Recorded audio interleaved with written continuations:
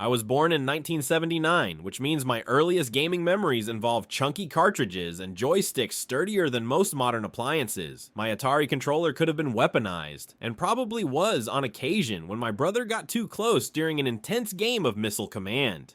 Gaming, in my nostalgic, pixel-soaked brain, always felt like a secret handshake, something special, arcane, and requiring just a touch of obsessive dedication. So imagine my horror when, in the course of aging gracefully into my 40s, fine, clumsily, I'll admit I'm not exactly leveling up in grace, I find myself repeatedly drawn into the abyss of mobile gaming, and every single time, like Lucy yanking away the football from Charlie Brown, it betrays me, yet I return. Why? Well, masochism probably. But let's explore deeper. Mobile gaming on paper should be fantastic. We carry around pocket-sized supercomputers more powerful than the spaceship that landed humans on the moon. And here I am, using it to launch cartoon birds at pigs. It promises instant gratification, convenience, and accessibility, especially appealing to aging gamers who have real-life responsibilities and can no longer dedicate entire weekends to marathon Final Fantasy VII sessions. Though, honestly, sometimes I still try. Yet what do we get instead? Endless microtransactions, shallow gameplay loops, shameless ripoffs, and ads. Oh, the ads. Mobile games today feel less like escapism and more like walking through Times Square during peak tourist season, constantly jostled, visually assaulted, and coerced into spending money on junk you never wanted. Let's start with the ads. Ads in mobile games aren't just interruptions, they're aggressively invasive, like a persistent mosquito during a critical stealth sequence in Metal Gear Solid.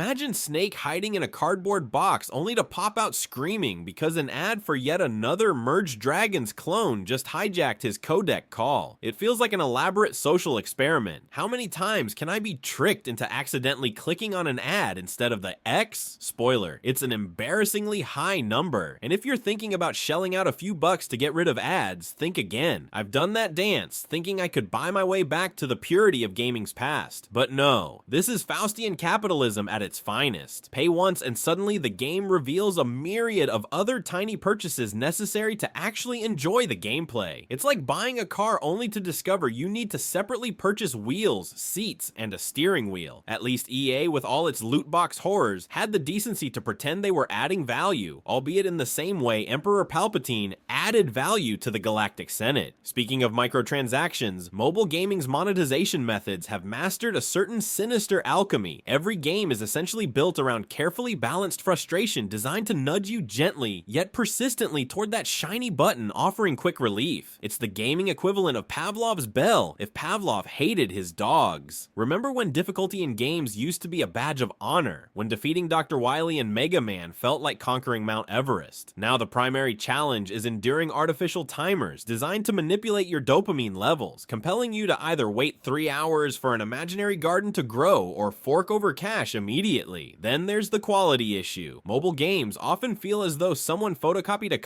copy of an original console hit from decades past, losing fidelity with each iteration. It's like that clone army from Star Wars Episode 2. Every successive copy just feels more lifeless, more robotic, and more prone to inexplicable glitches. For every Monument Valley or Florence, genuinely beautiful experiences crafted specifically for mobile, there are literally thousands of bland Match 3 clones and endless runner ripoffs. You can practically hear the developers yawning as they slap these things together, but guess what? They still rake in millions, so who's the real fool here? It's me, obviously still hoping for quality and finding only heartbreak. Trivia break. Did you know the first ever mobile game was Tetris, playable on the Haganuk MT2000 back in 1994? Simple, elegant, addictive.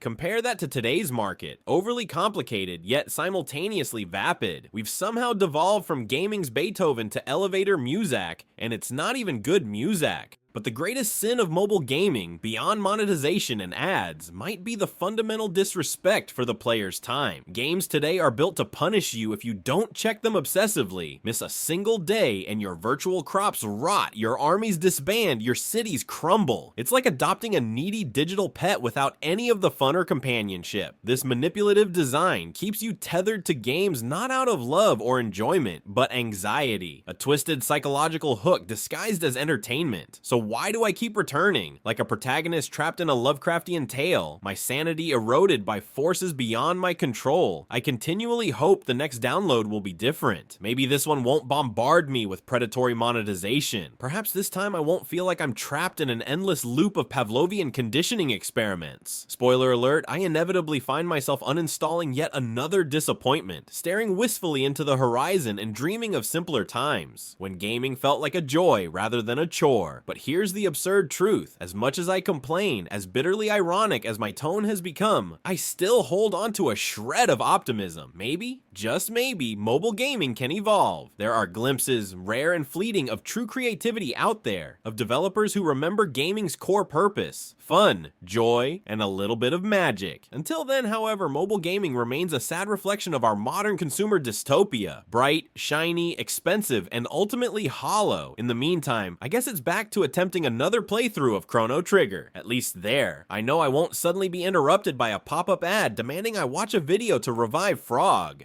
Though, to be fair, if Square Enix ever tries that, I'll riot.